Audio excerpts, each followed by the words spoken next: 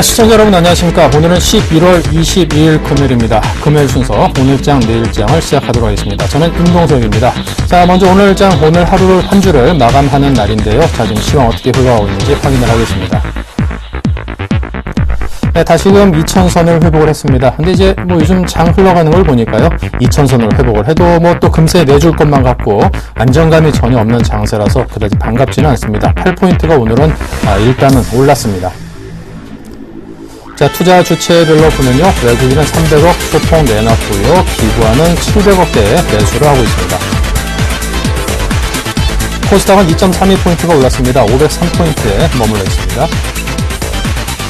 주체별로 보면은 외국인이 코스닥에서는 다시금 좀 귀환을 했습니다. 귀환했다고 하기에는 양이 많지는 않습니다. 136억이고요. 원달러 환율도 1060원대를 사이에 두고 공방을 벌이고 있습니다. 1.3원 내려서 1061원입니다.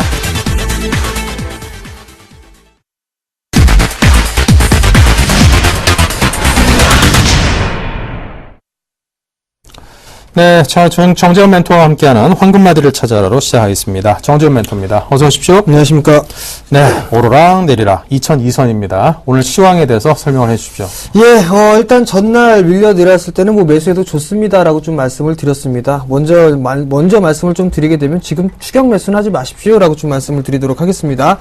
일단 다우지수가 사상 처음으로 16,000선을 돌파를 해주는 그런 모습들이 나타났습니다. 이러한 기대감 때문에 우리나라 시장도 일단 강한 모습들이 좀 나타나고 있고요.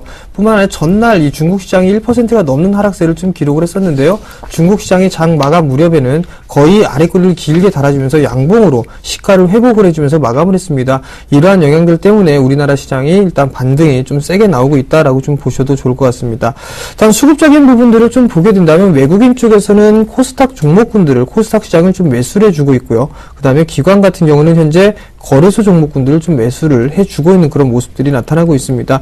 일단 거래소와 코스닥 어느 정도 주체들은 매수를 해주고 있기 때문에 시장의 흐름들은 좀 괜찮다라고 좀 보셔도 좋을 것 같습니다.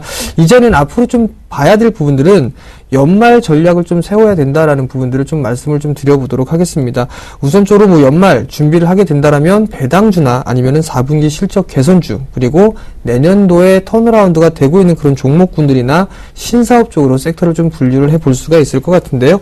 일단 이러한 종목군들이 올 연말부터 시작을 해서 준비를 해야 될 종목군들이다라고 좀 보셔도 좋을 것 같습니다. 결국엔 연말 랠리는 좀 다가올 수 있을 것이다라고 좀 말씀을 드려보지만 일단 12월 만기일이죠. 쿼드러플 위칭데이 전까지는 어느 정도 지속적으로 좀 박스권역에 혼조세의 좀 모습들을 좀 보일 수 있다라고 좀 보셔야 될 것 같습니다. 그런 뜻에서 좀 말씀을 드리게 된다면 일단 단기적으로 호흡을 좀 짧게 하는 것보다는 좀 여유 있게 일단은 어느 정도 개선이 될 수 있는 그런 종목군들로 매수를 하는 게 좋겠다라고 좀 말씀을 드려보도록 하겠고요. 추격 매수는 일단 하지 말자라고 좀 말씀드리겠습니다. 네, 연말에 대한 준비 그리고 추격 매수의 자제 등을 여러분께 당부를 드렸습니다. 자, 오늘장 수급 특징주 어떤 것들입니까? 예, 우선적으로 한 종목씩 말씀을 좀 드려보도록 하겠습니다. 작은 종목 2개, 큰 종목 2개를 좀 준비를 했었는데요. 우선적으로 하림홀딩스입니다. 자, 하림홀딩스 같은 경우는 여러 가지 이슈거리들이 좀 있습니다. 이 자회사에 대한 부분들, NH농협, NH홈쇼핑 같은 부분들, 이 자산 가치만 하더라도 시가총액만 따져봐더라도 상당히 좀 저평가가 돼 있다라는 메리트가 좀 부각이 되면서 큰 폭의 좀 상승을 했습니다. 장중에 13%까지 상승을 해주는 그런 모습들이 나타났었는데 지금 6.5%대의 강세를 좀 보이고 있는 그런 상황들입니다. 여전히 주가는 정배를 보여주고 있고 수급 또한 마찬가지로 양호한 모습들이 좀 보여지고 있다는 부분들입니다. 일단 외국인 쪽에서의 매수세가 유입되고 있고 기관 쪽에서는 매도가 나와주고 있지만 일단 기관의 매물 공백을 외국인 쪽에서 메워주고 있다는 부분들 상당히 좀 긍정적이다라고 좀 보셔도 좋을 것 같습니다. 이런 종목 같은 경우는 추세적인 대응을 해야 된다라는 부분들입니다. 즉 따라가는 전략은 그다지 옳지 않다라는 부분들, 상승 추세 때 상단권역에 좀 부딪히고 있는 상황들이기 때문에 일단 조정을 좀 기다려보자라고 좀 말씀을 드려보도록 하겠고요. 두 번째 종목은 인터파크입니다. 인터파크도 마찬가지로 올해 턴어라운드가 되고 있는 그런 흐름들, 자회사에 대해서 실적이 개선되는 그런 모습들이 나타나면서 금일 8%대 상승이 나와주고 있는 그런 상황입니다. 한 차례 상승을 해주고 난 이후에 조정을 받고요. 하락 N자형의 모습들을 보고 금일 거래량을 좀 동반을 해주면서 정고점을 넘어서는 흐름들이 나타나고 있습니다. 이러한 종목군들은 일단은 추격 매수를 해볼 필요성이 있다라고 좀 보여지는데요. 자, 우선적으로 매수 포인트를 좀 잡아보게 된다면 11,000원권역 이하입니다. 11,000원권역 이하에서 1,600원 정도 매수 포인트를 좀 잡아보게 된다면 추가적인 상승 한 13,000원 정도 때까지는 상승 여력은 열려 있다라고 좀 보셔야 될 것 같습니다. 자, 수급적인 흐름들을 좀 보신다면 왜 이 종목을 좀 봐야 되는가를 아실 수가 있을 것 같은데요. 외국인 쪽에서 줄기차게 좀 매수를 해주고 있는 종목입니다. 과거에 전날에 좀 말씀드렸던 삼천리 자전거와 흡사하다라고 좀 보셔도 좋을 것 같습니다. 자, 그 다음 종목은 두 종목 대형 섹터를 좀 준비를 했는데요. 우선적으로 한국전력입니다. 전기세 인상 부분들의 이슈로 좀 작용을 하면서 상승 시도가 좀 나와주고 있는 그런 모습들입니다. 원전에 대한 얘기가 좀 안 좋게 나오면서 단기적으로 급락이 나왔었지만 전기세 인상이라는 이 호재에 힘입어서 상승을 해주고 있는 그런 모습들이 나타나고 있는데요. 이 한국전력도 추가적인 상승 시도는 충분히 나올 수 있다라고 좀 보셔도 좋을 것 같습니다. 다만 이제 마디의 저항자리 때가 어느 정도 다가오고 있는 그런 상황이기 때문에 숨고르기를 좀 기다려보자라는 부분들, 즉 조정 시에는 매수 포인트를 좀 잡아보자라고 좀 말씀드려보도록 하겠고요. 수급적인 부분들을 좀 보게 된다면 기관 쪽에서 매수를 해줬고 전날 같은 경우는 블록으로 일단은 400만 주 가까이 외국인들이 좀 받아줬다라는 점, 이 부분들이 좀 긍정적이다라고 좀 보셔도 좋을 것 같고, 환율이나 이런 부분들을 좀 따져봤을 때 시장이 조금 흔들리는 그런 부분들, 그리고 환율적으로 놓고 봤을 때 어느 정도 유틸리티 섹터는 상승 시도가 좀 나올 수 있다라는 부분들 기억을 하셨으면 좋겠다라고 좀 말씀드리도록 하겠고요. 마지막 종목은 유틸리티 섹터입니다. 한국가스공사인데요. 마찬가지입니다. 유상증자를 기록을 하고 난 이후에 많이 빠졌었습니다. 그리고 유상증자 기록한 이후에 금일 같은 경우 4%대 상승을 해주고 있다라는 부분들. 일단 이 부분들은 어느 정도 유상증자도 어느 정도 이제 무사히 마무리가 됐고 상장까지 되는 그런 모습들이 나타났었죠. 결국에는 추가적인 상승 시도 또한 마찬가지로 나올 수 있다라고 좀 보셔도 좋을 것 같습니다. 과거에 올해 초의 부분들을 좀 살펴보게 된다면 지금 현재 이 작년부터 시작을 해서 큰 폭의 상승이 나왔던 부분들은 환율과도 좀 어느 정도 연계가 있다라고 좀 보셔도 좋을 것 같습니다. 이러한 부분들 지금 현재 유틸리티 섹터에는 좀 긍정적인 그런 모습으로 좀 다가오고 있다라고 좀 보셔도 좋을 것 같고요. 수급적인 흐름들을 좀 보시더라도 외국인 쪽에서 매도를 해주는 그런 모습들이 나타나게 된다면 기관 쪽에서는 매수를 해주고 있다라는 부분들, 어느 정도 수급에 대한 뒷받침은 되어주고 있다라는 점, 이러한 부분들을 놓고 봤을 때 이 가스공사도 추가적인 상승 여력은 있다라고 좀 보셔야 될 것 같습니다. 네. 자, 이렇게 해서 한국전력, 한국가스공사, 그 밖에 또 다른 두 기업까지 분석과 함께 여러분께서 적절히 대응할 수 있는 방법을 알려드렸습니다. 참고하시기 바라고요.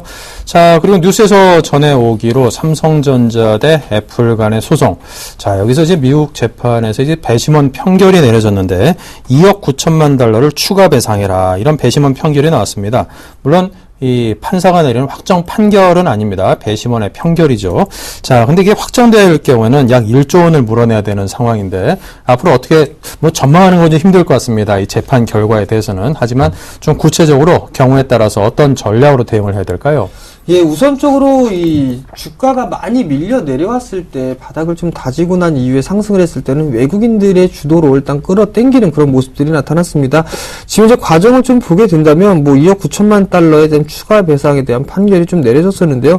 애플은 3억 7,978달러를 좀 청구를 했었고요. 그 다음에 삼성 같은 경우 5,270만 달러를 좀 주장을 했었습니다. 지금 판결이 확정 시에는 9억 3천만 달러를 좀 보상을 해줘야 된다라는 부분들인데요. 우선적으로 지금 이 삼성전자 같은 경우는 이의 신청을 하거나 항소로 대응할 예정이다라고 좀 보셔야 될 것 같습니다. 결국에는 만약에 이게 확정이 되는 그런 흐름들이 나타나게 된다면 애플 베끼기라는 그 꼬리표를 어쩔 수 없이 달아야 될 것 같습니다. 그렇게 된다면 이미지에 대해서 어느 정도 타격이 좀 예상이 된다라고 좀 보셔도 좋을 것 같고요. 그리고 미국 또한 마찬가지입니다. 이 배심원들에 대한 그 발언이나 이런 부분들을 좀 놓고 봤을 때 미국에 대한 제조업 보호를 위한 애국주의를 상당히 좀 강조했다라는 부분들, 이 부분들을 놓고 봤을 때는 이제 보호무역주의에 대한 부분들이 나타나지 않겠느냐라고 좀 보셔도 좋을 것 같습니다. 결국에는 이 삼성전자뿐만이 아니다라고 좀 보셔도 좋을 것 같습니다. 일단 보호무역주의, 상당히 좀 자기 국가에 대한 기업들을 좀 아끼는 그런 모습들이 나타나게 된다면 다소 좀 불이익이 좀 따를 수 있는 부분들이 형성이 될 수 있다라고 좀 보셔도 좋을 것 같습니다. 자, 수급적인 부분들을 삼성전자를 좀 놓고서 보게 된다면 11월 20일부터 매도가 나오기 시작을 했었습니다. 이때가 이 삼성과 애플에 관련된 소송 얘기가 기사화되면서부터 매도세가 출회가 됐다라는 부분들인데요. 오늘 같은 경우도 지금 현재 매도가 좀 나와주고 있는 그런 모습들입니다. 그렇지만 어느 정도 하락 부분들은 좀 제한적이지 않겠느냐라고 좀 보고 있습니다. 그 이유를 좀 살펴보게 된다면 지금 현재 IT 섹터 중에 삼성전자가 제가 알기로는 세계에서 가장 저평가되어 있다라고 좀 보고 싶습니다. 왜냐하면 지금 모든 가전 섹터들은 삼성전자의 사업을 좀 영위를 하고 있는 반면에 지금 평가를 받고 있는 부분들은 상당히 좀 싸게 되고 있고 지금 사상 최고의 실적을 기록을 함에도 불구하고 정고점을 넘어가지 못하는 그런 흐름들이 나타나고 있다는 얘기입니다. 4분기 실적 또한 마찬가지로 3분기 때보다 좀 더 좋을 것으로 예상을 하고 있다는 부분들, 이 부분들을 놓고 봤을 때는 조정은 좀 제한적으로 나타나지 않겠느냐라고 좀 보고 있고요. 다음 뭐 기술적인 흐름들 혹은 주가에 대한 부분들을 좀 놓고 봤을 때는 그렇게 크게 주가를 훼손시킬 만한 그런 자리를 좀 만들지는 않을 것이다라고 좀 예상을 하고 있습니다. 네.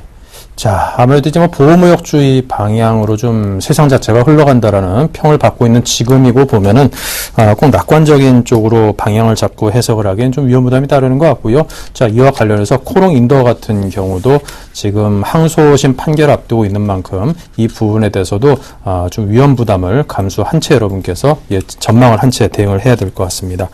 자, 그리고 두산인프라코 해외 주식예탁증권 발행을 위해서 유상증자를 결정했다고 하는데 당연히 주가는 하락세를 보이고 있습니다. 어떻습니까? 예, 두산인프라코 같은 경우도 금일 같은 경우 하락을 해줬다 지금 상승으로 좀 반전해주는 그런 모습들이 나타나고 있습니다. 뭐 장중에 좀 밀려 내려왔을 때는 약 6%까지 급락이 좀 나왔다가 아래꼬리를 좀 길게 다는 모습들이 나타났었는데요. 일단 밥킷을 인수하는 과정 시에서 외화 표시 차입금을 좀 상환하기 위한 그런 목적이다라고 좀 보셔도 좋을 것 같습니다. 3자 배정 방식으로 좀 진행이 되고요. 최대 4천만 주를 좀 발행할 것으로 예상을 하고 있는 그런 사항들입니다. 그렇기 때문에 일단 기본적으로 지정을 해서 하는 부분들이기 때문에 일단 일부 개인 투자자분들 같은 경우 그렇게 큰 신경을 쓸 필요는 없다라고 좀 보셔도 좋을 것 같은데요. 우선적으로 좀 봐야 될 부분들은 일단 유상증자를 하는 그런 부분들이 좀 놓고 있을 때 최근에 대기업 쪽의 흐름들을 좀 보게 된다면 재무에 대한 건전성, 이 재무 건전성 부분도 좀 확인을 해볼 필요성이 있는데요. 여러 가지 좀 안 좋은 그런 얘기들이 좀 나오고 있는 그런 상황들입니다. 그렇기 때문에 신규적인 접근보다 일단 관망하는 자세가 좀 필요하다라고 말씀을 좀 드려보고 싶고요. 일단 두산인프라코도 재무 건전성을 강화시키기 위해서 유상증자를 결정한 만큼 추이는 좀 일단 지켜보고 결정을 해도 늦진 않겠다라고 좀 말씀을 드리겠습니다. 네. 자, 그럼 이제 투자자 여러분께 특히 이제 초보적인 투자자분들께서는 유상증자, 무상증자 등등 증자, 뭐 감자 이런 얘기 나올 때마다 이게 뭔가 주가에 앞으로 어떤 영향을 미치려나 이런 부분들에 대한 궁금증을 가질 수도 있습니다. 유상증자가 이제 주식 투자자 입장에서 이게 뭐 호재로 받아들여야 되는지 악재로 받아들여야 되는지 또 이런 경우가 나왔을 때 어떤 방식으로 대처를 해야 되는지 그 부분에 대한 조언을 주시면 도움이 되겠습니다. 예, 시시때때로 좀 틀린 부분들입니다. 통상적으로 보게 되면 이 유상증자 그리고 무상증자 이 부분들은 좀 악재로 좀 분류를 하실 수가 있을 것 같습니다. 근데 좀 더 살펴보게 된다면 유상증자는 내가 일정한 부분들의 주식을 갖고 있는 상황에서 일정한 부분들을 배당을 받게 됩니다. 그러면 일정한 금액을 치르고 난 이후에 주식을 좀 받으면 되는 부분들이고요. 무상증자 같은 경우는 말 그대로 공짜로 준다라고 좀 보셔도 좋을 것 같습니다. 그렇기 때문에 무상증자는 호재로 좀 작용을 할 수가 있는 그런 부분들인데 결국에는 유통 물량이 좀 증가가 되고 있는 그런 부분들이 일단 악재적인 요인이다라고 좀 보셔도 좋을 것 같습니다. 근데 이 시기적인 흐름들로 놓고 봤을 때 때로는 유상증자가 호재가 될 수도 있다라고 좀 보셔도 좋을 것 같은데요. 이 부분들은 시장에 대해서 어떻게 판단을 하느냐에 따라서 많이 틀려진다라는 부분들 그리고 유행에 따라 좀 틀려진다라고 좀 보셔도 좋을 것 같습니다. 과거의 흐름들을 좀 보게 되면 2003년도, 2004년도, 2002년도 대세 상승기 때의 흐름들을 좀 보게 된다면 어느 정도의 이 유상증자는 좀 호재로 좀 작용되는 그런 모습들이 나타났습니다. 근데 지금 현재 상황에서는 그렇게 받아들이고 있지는 않은 상황들이고 그냥 단편적인 부분들만 보게 된다면 증자 부분들이 있어서는 악재 부분들로 일단 작용을 한다라고 좀 보셔야 될 것 같습니다. 네. 유상증자가 실시되는 그 배경이 무엇인가를 생각을 해보면 아주 그냥 간단할 것 같습니다. 물론 이런 경우도 있겠습니다만 회사에 뭐 잉여 현금이 이렇게 넘치면은 뭐 유상증자를 할 이유가 뭐가 있겠습니까? 아무래도 회사에서 돈 쓸 때는 분명히 많이 있는데 그에 맞는 현금이 그만큼 못 갖고 있을 때 새로운 좀 자금을 수혈하는 한 방편으로 선택을 하는 게 유상증자이니만큼 일단은 그 결정하게 된 배경 자체가 회사가 돈 형편이 별로 좋지는 않다. 그런 상황이다라고 이해를 하시면은 좀 계산하기가 쉽지 않을까 싶습니다. 유상 뭐 그 기준 가격이라든 그런 여러 가지 변수들이 있기 때문에 호재악재를 단순해서 판단하기는 좀 어렵다는 그런 말씀으로 이해를 해주시고요. 자, 그리고 오늘 369% 어디 도전하십니까? 예, 오늘은 9%의 좀 말씀을 좀 드려보도록 하겠습니다. 네. 제가 제안을 해드릴 종목은 서원인텍입니다. 최근에 IT 부품 섹터들이 그렇게 썩 좋은 흐름들이 나타나고 있지가 않습니다. 반면에 양호하게 좀 건전하게 조정을 좀 받고 있고 상승 시세를 좀 준비하고 있는 그런 종목이 있는데요. 바로 서원인텍이 그에 해당한다라고 좀 보셔도 좋을 것 같습니다. 이 서원인텍 같은 경우 좀 보게 된다면 태블릿 PC에 대한 수혜를 좀 받을 것으로 예상을 하고 있는 그런 상황들입니다. 실적에 대한 개선세가 뚜렷하게 나타나고 있고 내년 또한 마찬가지로 고성장을 할 것으로 예상을 하고 있는데요. 그 부분들을 좀 살펴보게 된다면 삼성전자에서 태블릿 PC에 대한 이 공격력을 좀 강화시키겠다라는 부분들, 시장 점유율을 끌어올리겠다라는 부분들을 좀 얘기를 하고 있는 그런 상황들입니다.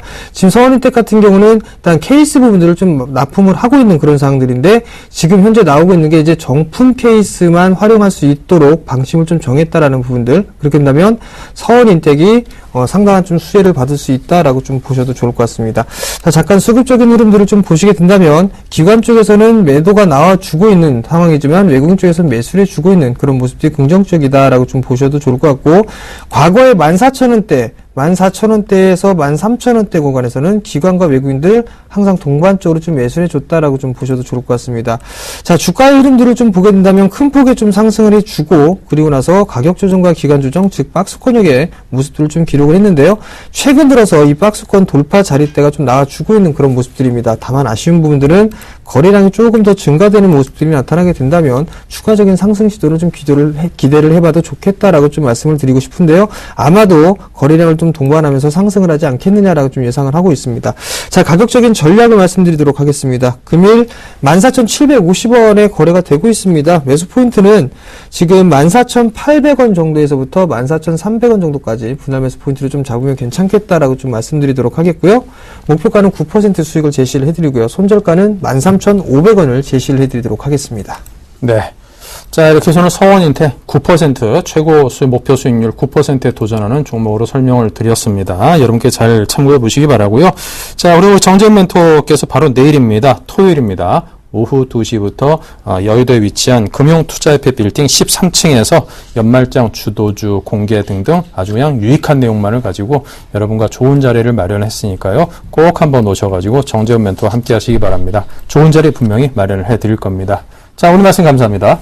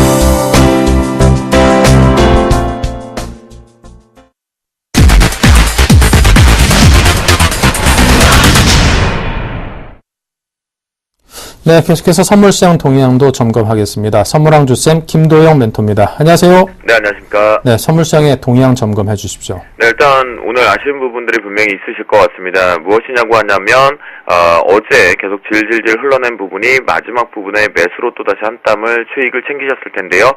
그 흐름에서 추세를 이용해서 같이 동반해서 갭상승, 해외발의 긍정 화답과 함께 올라왔습니다.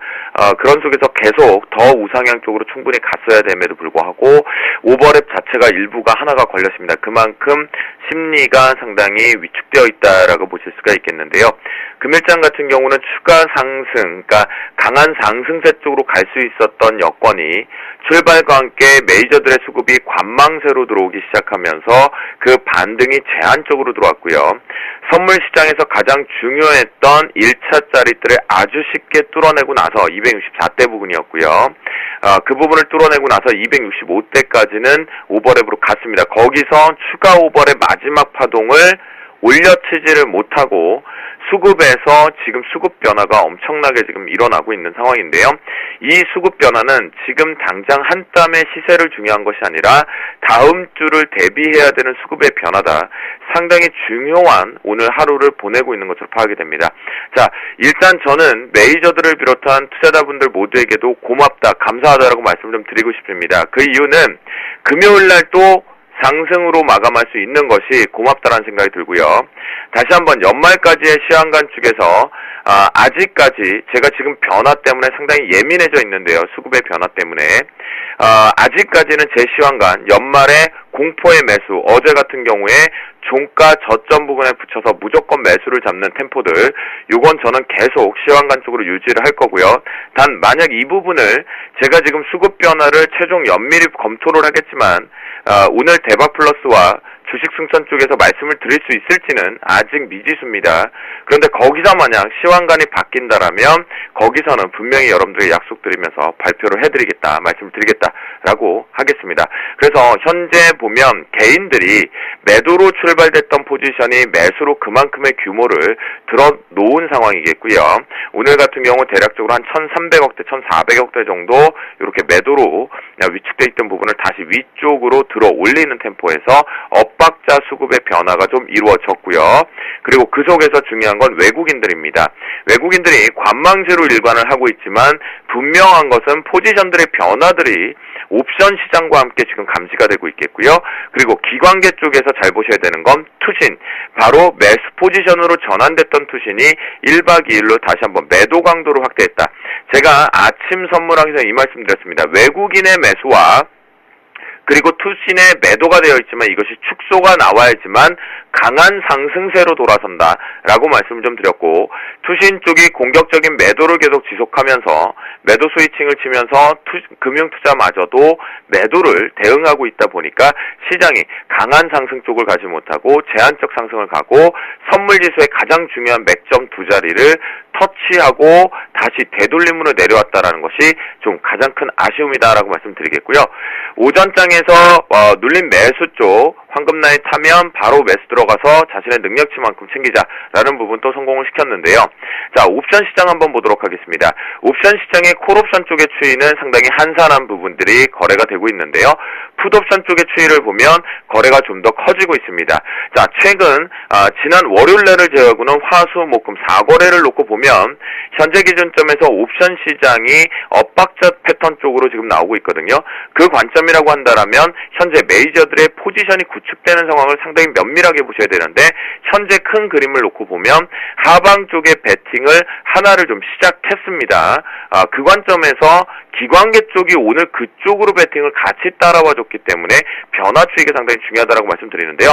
결론 먼저 오늘장 대응 전략으로 말씀드리는데요. 오늘 여러분들께서 좀 어려우신다라고 하면, 자, 기관계도 어렵고요. 주쌤, 김도영 대표 외국인도 어렵습니다라고 하신다면요. 개인 반대로만 보시면 됩니다. 개인이 현재 1,600억대까지 증가됐던 매수 포지션이 축소가 나오면 시장은 오히려 지금 바닥을 다지고 올라간다라고 보시는 것이 가장 좋겠다라고 말씀드리겠고요. 개인과 반대로 포지션 따라 하시면 오늘 수익 못 내셨던 분들도 다시 지금 마지막 오후장에 수익을 내실 수 있고요. 자, 베이시스 이제는 귀딱지 붙으셨을 겁니다. 이번 주에 베이시스 변동폭은 딱 잡아내서 말씀드렸습니다. 그 변화 속에서 움직였고요.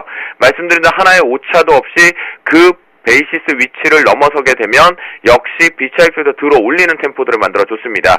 그 과정 속에서 베이시스가 다시 한번 강세 쪽으로 어제 부근 쪽에서 마이너스 100원까지 들어갔던 베이시스가 오늘도 0.1 부근에 있던 베이시스가 0.3을 뚫어내면서 강한 시장의 반등치를 가져왔고요.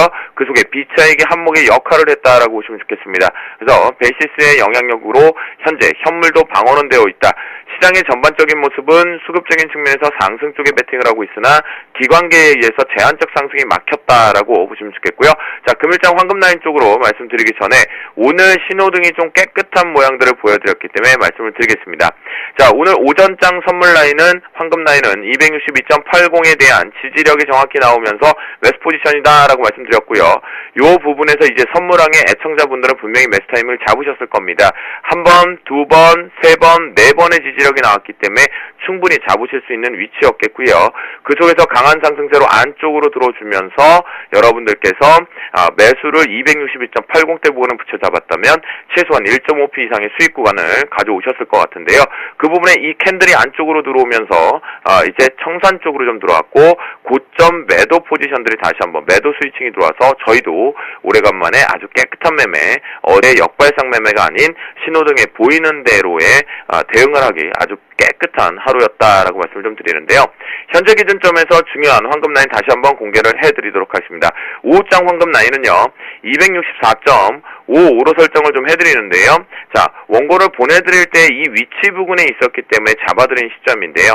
현재 기준점에서 이 박스권, 현재 시장은 전체적으로 이 박스권의 나머지 밑에 파와 상승파는 오버랩 규모다라고 바라보시면 좋겠고요. 수급 대비해서 상당히 인위적인 모습들이 없지 않아 있다라고 보시면 좋겠는데요. 현재 기준점에서 여러분들 녹색 등의 마지막 캔들 부분을 좀 보면요.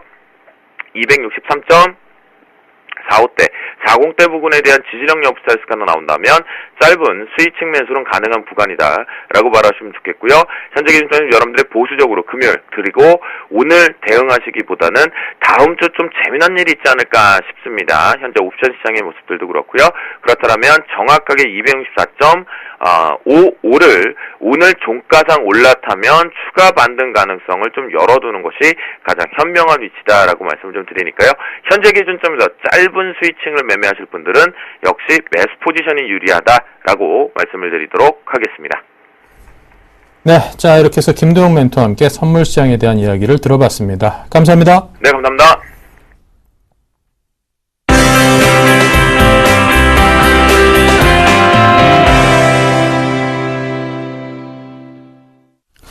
네, 자 시장에 대해서 보다 더 깊이 있게 들여다보겠습니다. SBM의 김영진 대표님을 연결하겠습니다. 안녕하십니까?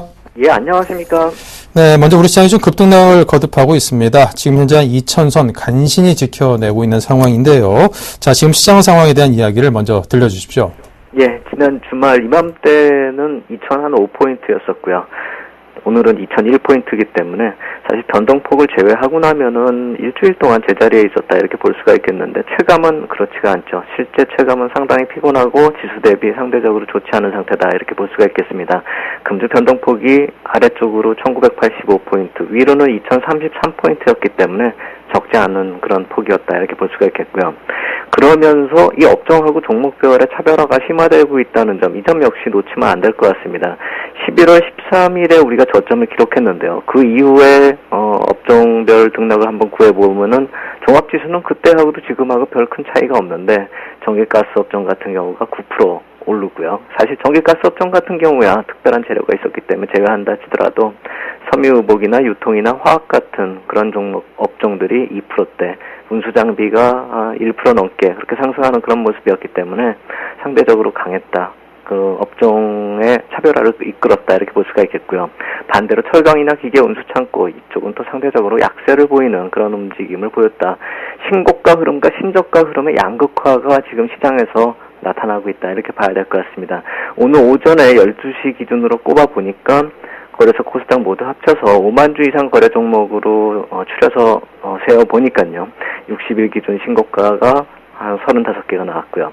신저가가 무려 78개나 나오는 그런 모습입니다.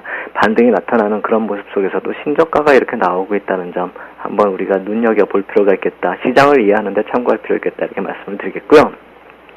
주봉상으로 한번 전체적인 큰 흐름을 한번 놓고 봤을 때 이 종합지수가 일정 밴드 내 등락이 반복이 되는 것은 우리가 느낄 수가 있으실 겁니다. 1970에서 한 2230포인트까지요.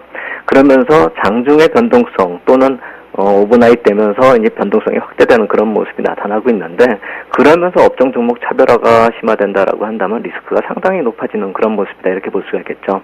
이러한 움직임이 이 주봉상의 수렴 국면으로 진행이 되고 있지만 앞으로도 이런 변동성의 확대는 일정 밴드 내에서 변동성 확대는 계속될 것이다. 지속될 가능성이 크다 이렇게 봐야 될 것이고요.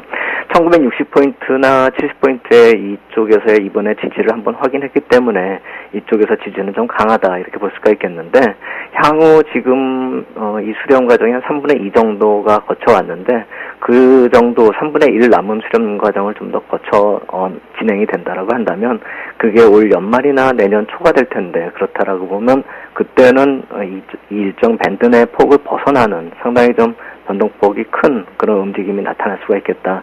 그렇지만 그 이전까지는 이 밴드 내 변동성 확대가 앞으로도 반복이 될 가능성이 크겠다 이렇게 볼 필요 있어 보이고요. 좀 더 단기적으로 끌어당겨서 생각을 해본다면 이 쿼드러플 위칭데이 다다음 주죠. 거래일수로 보면 이제 보름도 채 안 남았는데요. 이번 선물 옵션 만기일은 대외 이벤트 요인도 그때부터 맞물려 있는 것이 있고, 시장 내부적인 흐름을 지금 지켜봤을 때도 예전보다는 조금 더 큰 변화가 예상이 되는 그런 시점이다. 결국 장중 변동성 말고도 이제는 12월 들어가면은 더 변동성이 좀 강화될 그럴 가능성이 커지고, 그것이 다음 주 중반 이후부터는 현실적으로 그러한 영향권에 들어간다. 이 점 한번 생각해 볼 필요 있겠다 이렇게 말씀을 드리겠습니다. 자, 이렇게 해서 먼저 시장에 대한 이야기를 드렸습니다. 쿼드러플 위칭데이라는 게 이제 네 가지 파생 상품의 만기가 겹치는 날을 뜻합니다. 지수 선물, 지수 옵션, 개별주의 선물, 개별 주식 옵션, 네 가지로 기억을 하는데요. 그만큼 이제 변동성이 큰 장이다 이렇게 이해를 하면 되겠죠. 마녀가 4명이서 빗자루를 타고 날아다닌다 그러는데, 빗자루 타고 해리포터가 막 이거 멋있던데요. 자, 다음은 급등락을 유발하는 외부 변수가 좀 안정되는 분위기인 것 같습니다. 사실 우리 시장 둘러싼 딱히 어떤 호재, 어떤 악재가 이게 딱 있다라고 꼽을 만한 게 지금은 그게 별로 좀 없어 보인다라는 느낌을 저 개인적으로는 받거든요. 자, 우리 시장의 어떤 변동성 요인들, 어떤 것들이 있을까요? 예, 단기적으로는 말씀하신 대로 이벤트성 재료가 모두 다 소멸이 됐죠. 옐런 청문회 같은 경우나 미 국채 발행 일정 같은 것이 모두 다 지나갔기 때문에 이벤트성 재료가 소멸이 됐다 이렇게 볼 수가 있습니다. 그렇기 때문에 단기적으로 달러 강세 요인이 없어서 이 글로벌 유동성 위축되는 그런 국면을 좀 벗어날 수가 있겠다 이렇게 생각이 드는데, 그것이 이 22쪽의 금리 인하 얘기가 계속 솔솔 나오고 있는 그런 모습이고, 이 BOJ 쪽도 유동성 공급에 대해서 계속 코멘트를 날리고 있는 그런 모습이기 때문에 언제 또 어떻게 돌발적으로 달러 강세 요인으로 시장에 영향을 줄 수가 있는 그런 상황이다라는 점을 한번 생각을 해봐야 되겠고, 이 달러 강세 요인이 언제 작동이 될지 그것만이 남아있는 것이지 항상 상존하고 있다. 결국 유로나 엔이 약세가 되면서 달러 강세가 나타나고 글로벌 유동성이 이머징 마켓에서 좀 약화될 수 있고 이탈할 수 있다는 점 항상 생각을 할 필요가 있겠다 이렇게 생각이 듭니다. 최근에 우리가 이번 주 돌아보면 한 수요일 정도께 좀 큰 매수세가 들어왔었죠. 2,400억 정도 외국인 매수세가 들어왔기 때문에 그때 한번 또 우리가 속을 수가 있었던 그런 타이밍이었다 이렇게 생각이 되는데, 이것이 매수 강화로 인해서 순매수가 늘어나는 게 아니라 매도액이 감소가 되는 그런 모습이 나타나고 있다는 점, 이번 주에 좀 매수가 좀 들어온다 싶으면은 이 순매수가 강화가 되는 것이 아니라 매도 금액이 감소되는 그런 모습이 나타나고 있다는 점을 생각을 해본다면, 우리가 2,000포인트를 넘어서는 시점에서 바로 정고점이라고 본다면 2,560포인트인데, 그 정고점 돌파를 위해서는 본격적인 매수세가 유입이 필요하기 때문에 지금같이 매도세가 감소가 되면서 나타나는 매수세 증가는 그다지 강한 신뢰를 주기는 어렵다 이렇게 볼 수가 있겠고요. 어제나 오늘 지켜놓고 보더라도 이 매수 매도 비중이 전체 시장에서 20%대 초반대를 지금 외국인이 차지하고 있습니다. 보통 시장을 끌고 왔었을 때 보통 1,000억에서 한 3,000억 정도의 순매수를 가지면서 시장을 끌고 왔었던 때는 시장에서 매수 비중이 외국인 쪽에서 한 30% 이상을 차지할 때 시장을 좀 끌고 견인해 나간 그런 상황이었다 이렇게 놓고 본다면, 향후에 외국인 매수세가 순매수 금액이 조금 들어온다, 많이 들어오더라도 전체 매수 비중에서 얼마 차지하는 비중이 크지 않다라고 한다면은 우리가 좀 선별적으로 외국인 매수세에 대해서 좀 지켜볼 필요가 있지 않을까라는 생각이 든다 이렇게 말씀을 드리겠습니다. 네, 알겠습니다. 자, 그리고 업종 또 종목 간의 차별화가 또 상당한 흐름으로 지속이 되고 있습니다. 투자자들 이럴 때 아무래도 좀 잘 나가는 업종, 잘 나가는 종목에 반드시 얹혀서 가야 될 텐데요. 어떤 전략과 어떤 추천을 하시겠습니까? 그렇죠. 이번에 조정이 나타나고 반등이 나면서 제가 종목을 몇 개 좀 꼽아봤습니다. 모두 다 종목을 관심을 가질 수가 없기 때문에 모든 종목에 신경을 쓸 수 없는 것이 현실이죠. 그렇기 때문에 관심 종목을 설정할 때 단기 관심 종목으로는 시장보다 좀 강한 종목으로 압축해봄이 좀 효율적이다 이렇게 볼 수가 있는데, 그러니까 이번에 조정을 보이고 반등을 나타날 때 좀 강했었던 종목을 꼽아보니까 결국 그게 또 업종 대표주, 최근에 주도 업종이나 종목의 성격을 가진 종목들이었다. 예를 들어서 삼성전자나 LG화학이나 현대모비스, SK케미칼, 롯데케미칼, 또 금융주 쪽에서 신한지주, 기업은행 같은, 또 삼성중공업이나 삼성물산 같은 산업재 섹터 쪽에서 그런 종목들이 많았다 이렇게 볼 수가 있겠고요. 또 낙폭과대 턴어라운드 관점 개별 종목에서 꼽아볼 때 계절적인 요인도 있겠지만 영업무역이나 GS 리테일 같은 종목, 또 음식료 쪽에서 대상이나 CJ 제재단 같은 종목들이 턴어라운드 관점에서 꼽혔다. 특히나 이제 좀 더 시장이 안정이 된다라고 한다면 이런 대형주가 그러한 움직임을 좀 더 지속할 수 있겠다. 그렇다라고 본다면 이 급등락이 나타날 때, 시장 조정을 보일 때 매수의 대상은 이미 정해져 있다 이렇게 볼 수가 있겠고, 시장 조정을 오히려 반기면서 기회를 볼 수가 있는 그런 시점이 될 것이다 이렇게 말씀을 드릴 수가 있겠습니다. 네, 알겠습니다. 자, 끝으로 포트폴리오 전략에 대한 조언을 듣겠습니다. 예, 지난주 이맘때도 이렇게 분위기가 좀 괜찮았었죠. 하지만 그것이 주초 들어서 바로 또 반전되는 것은 순간이었습니다. 급락과 급등이 아까 말씀드렸듯이 반복되는 양상이기 때문에 우리가 여기서 추격 매수나 이런 것은 극히 좀 자제할 필요가 있겠다 이렇게 말씀을 드리겠고요. 추격 매수 자제하는 박스권으로 1970에서 2020포인트대 박스권으로 설정을 하고, 경기 민감주 쪽으로 조정을 보일 때 아까 말씀드린 그런 업종 대표주 쪽으로 접근할 필요가 있겠다. 또 그러한 접근을 하되 상단 쪽에, 박스권 상단 쪽에서는 이익 실현을 빨리빨리 하는 단기 매매 한정하는 전략을 병행할 필요 있겠다 이렇게 말씀을 드리겠습니다. 네, 잘 들었습니다. 자, 지금까지 SPM의 김영진 대표님과 함께했습니다. 감사합니다. 감사합니다.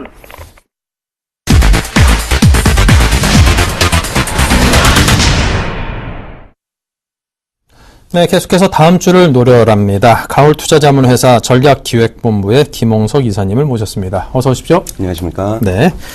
자, 이번 성장 모멘텀이 별로 없이 이제 주가 자체가 전반적으로 좀 횡보를 하고 있는 양상입니다. 자, 펀드 매니저들, 이제 자금을 운용해야 되는 펀드 매니저들 입장에서는 자, 이렇게 밋밋한 장세가 계속된다면 지금 일단은 좀 벌어놓은 그런 수익을 실현을 하고 싶은 그런 욕구를 상당히 느낄 텐데요. 아무래도 그런 차익 실현 매물로 보합 하락세를 보이는 한 주가 아니었나 싶습니다. 자, 그렇다면 다음 주는 과연 어떻게 될런지 예측과 전략을 먼저 듣겠습니다. 네. 지수가 어느 부분까지는 상승을 했습니다. 그 뒤에 그냥 어떤 성장 모멘텀이 없이 횡보하는 모습을 좀 보여주고 있는 것 같습니다. 이럴 때 펀드 매니저들은 그 매도를 참기 힘든 시기인 것은 사실이라고 보여집니다. 특정한 이슈 없이 차익 실현 매물로 좀 이렇게 하락하고 보합했던 한 주가 아니었나 생각이 됩니다. 증권가에서 연말이 되면은 그 대외적으로는 부정적인 소리들을 하는 사람들이 거의 없습니다. 연말에 내놓는 그 전망 보고서나 아니면은 뭐 이런 그 보고 내용들이 그냥 주고받는 덕담처럼 좋은 빈말들이 많이 섞여 있는 것도 사실입니다. 이런 점을 감안해가지고 저희가 들을 필요가 있고, 오늘은 이런 점을 감안해가지고 좀 이렇게 꼬집는 방향으로 좀 가지고 왔습니다. 네. 전주죠. 가계금융조사 결과에서 가계 재무 건전성은 악화되었으나 실수요 중심으로 주택거래 회복이 나타날 조짐이 있었다는 발표가 있었습니다. 또 정부 정책과 내 집 마련 목적으로 집을 사겠다고 응답한 사람들이 증가했으며, 이는 앞으로 부동산 가격 상승을 이끌어서 실물 자산 가치가 상승함으로 인해서 가계 자산 회복을 기대한다는 보고서 내용인 것입니다. 그러나 이는 단순히 전세 가격 상승이 부담스럽고 일부 월세 전환이 이루어짐에 따라서 주거 비용이 고통스러운 수준에 도달했기 때문이며 이런 고통스러운 가계 순자산 감소와 소비여력 축소가 향후 내수 경제에 미칠 영향을 먼저 분석해 보는 게 맞다고 생각이 됩니다. 간간히 나오는 실수요 부동산 매매만으로는 절대 부동산 가격이 부의 효과를 일으킬 정도로 크게 상승할 수 없는 게 현실입니다. 이전 부동산 가격 상승기처럼 주택의 수요 공급이 부족하지 않고 정부의 대규모 토지 보상도 없으며 경제 호황도 없는 상황인 게 지금 현실입니다. 월세나 원리금 상환과 같은 악재가 주거비 급증을 일으켜서 가계 실질 소득이 악화 요인으로 작용할 수는 있습니다. 그러나 이는 소비 위축, 내수 침체, 증권업, 은행업 등의 부정적인 영향을 미칠 수가 있습니다. 단순히 고통스러워하고 있으니 집을 살 것이다. 따라서 부동산 가격이 올라가서 경제가 좋아질 것이다. 이런 분석들은 너무 낙관적인 쪽으로만 생각하는 것이 아닌가 싶습니다. 실제로 이전과 달리 최근 경상수지 증가 속도를 민간 소비가 많이 못 따라가고 있는 것이 현실이라고 보여집니다. 이러한 것도 다 구조적인 가계 실질 소득 악화의 원인이 있다고 생각이 됩니다. 궁극적으로 이러한 소비 침체를 막기 위해서는 정부의 가계부채 구조 조정이 필수적이라고 생각이 되는 시점입니다. 이익 모멘텀이 매우 약한 가운데서 현재 코스피를 이끌고 있는 것은 IT, 자동차 산업이라고 볼 수가 있을 것 같습니다. 내년부터 경쟁 심화와 성장 둔화 영역에 돌입해서 이 역시도 성장을 장담할 수가 없는 상황입니다.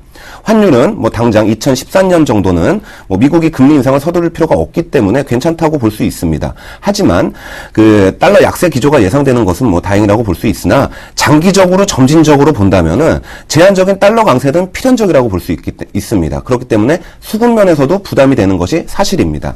코스피 투자자들 입장에서 본다면은 그냥 글로벌 리스크 프리미엄 감소에 따른 퍼 상승으로 주가가 완만하게 상승하거나 아니면 버텨주기를 바라야 하는 상황일 수밖에 없는 것 같습니다. 그래서 시장 자체보다는 개별주로 접근하는 것이 좋아 보이고 선진국 수출 모멘텀이 있는 소비 민감주가 그 중에서 나아 보이는 게 현실입니다. 네. 자, 그리고 이제 양적 완화에 대한 이야기를 좀 나눠보겠습니다. 한다, 만다, 좀 빨리 한다, 아직 멀었다, 별별 얘기가 계속 왔다 갔다 하니까 사실 이 얘기를 계속 나눠야 되나, 그런 생각도 솔직히 듭니다만, 요즘 들어서는 이제 축소가 좀, 어느 정도 좀 안 하지 않겠는가, 상당 기간은 또 그런 쪽으로 방향이 잡혀가는 것 같고요. 솔직히 저는 잘 모르겠습니다. 전문가시니까 어느 방향으로 흘러갈지 전망을 해 주십시오. 네. 간단하게 전망 한번 해보겠습니다. 미 연준에서 네. 테이퍼링 관련 언급은 어떻게 보면 이미 시장치에 부합하는 내용이었다고 볼 수 있습니다. 네, 테이퍼링 관련해서 1위 1비 하는 게 지금 현실인 모습인데, 그렇게 본다면은 전체적인 시장의 하락폭이 조금 있었습니다, 이번 주는. 이는 테이퍼링 이슈를 차익 실현의 명분 찾기용 재료로 사용했다는 느낌이 굉장히 강하게 들고 있습니다. 테이퍼링 시점은 다가오지만 금리 인상은 멀어졌다는 점을 명백하게 밝히고 있음에도 불구하고 시장이 상대적으로 민감하게 반응했던 것은 사실입니다. 오히려 유로존의 완화 정책과 더불어서 통화 승수 상승 등으로 인해서 2014년에도 실질 유동성은 계속 증가할 가능성이 높아 보입니다. 급격한 단기 금리 인상을 미국도 원하지 않고 있기 때문이고요. 또 이머징 자본 이탈 우려 역시 제한적이라고 볼 수가 있을 것 같습니다.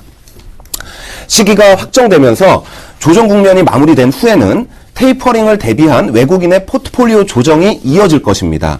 그렇다면은 한국 증시의 비중을 늘릴 가능성이 있다고 판단이 됩니다. 따라서 현재의 조정은 저가 매수의 기회로 될 수가 있다는 점, 활용하셔야 된다는 점을 고려하실 필요가 있을 것 같습니다. 코스피나 코스닥 모두 지수상으로는 여기서 조금만 내려와 준다면은 정말 적절한 가격대에 도달할 수 있을 것 같습니다. 1900, 2000선 사이가 될 것 같고요. 500 정도면은 되지 않을까, 이렇게 생각은 하고는 있습니다.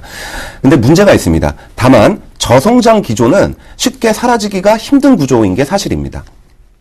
그렇기 때문에 저희가 이렇게 떠안고 가야 될 숙제이기도 한 거라고 생각이 됩니다. 이를 해결하는 방법은 있을 거라고 생각이 됩니다. 이는 신흥국 고성장 지속으로 인해서 선진국을 대체할 수 있을 만큼의 중산층의 인구 증가가 빠르게 나와줘야 됩니다. 또는 선진국에서 신기술이나 신사업으로 인한 새로운 성장 동력을 얻는 혁명 정도의 효과가 나타나야 될 것 같습니다. 그래서 그 뭐 산업면이랑 경제면에서 잠깐 조금 더 말씀드리면은 경제면에서 보면은 유럽의 주택 건설 관련주와 가구 관련주가 강세인 점을 주목하셔야 될 것 같습니다. 주택시장 회복의 온기가 미국에서 유럽으로 순조롭게 옮겨진다면은 가장 이상적인 회복 시나리오로 전개될 수 있다고 판단되기 때문입니다. 또 산업면에서는 중국과 유럽의 자동차 시장 판매 회복 속도를 현대차 그룹이 못 따라가고 있는 점을 주목하셔야 될 것 같습니다. 경쟁 업체들이 부활함에 따라서 기대와 달리 시장 회복의 수혜주가 경쟁 업체에게 더 많이 나눠지고 있다는 느낌이 듭니다. 이거랑 더불어서 환율도 약간 고려하시면서 눈높이를 조금 더 낮추시는 관점으로 보여집니다. 이상입니다. 네, 알겠습니다. 자, 그럼 이제 계속해서 포트폴리오를 점검을 해보겠습니다. 한번 열어볼까요? 네, 자, 지금 현금 비중을 50% 아주 안정감 있게 갖고 가고 계십니다. 한화케미칼, 메일유업, 바이로메드 세 종목으로 아주 심플하게 구성을 해놓고 계시고요. 자, 수익률을 보겠습니다. 한화케미칼이 3.5% 수익, 그리고 메일유업도 0.2% 수익이고요. 바이로메드는 마이너스 4.1%로 소폭 손실이 나 있습니다. 오늘 바이로메드에 대한 이야기만 좀 듣겠습니다. 네, 알겠습니다.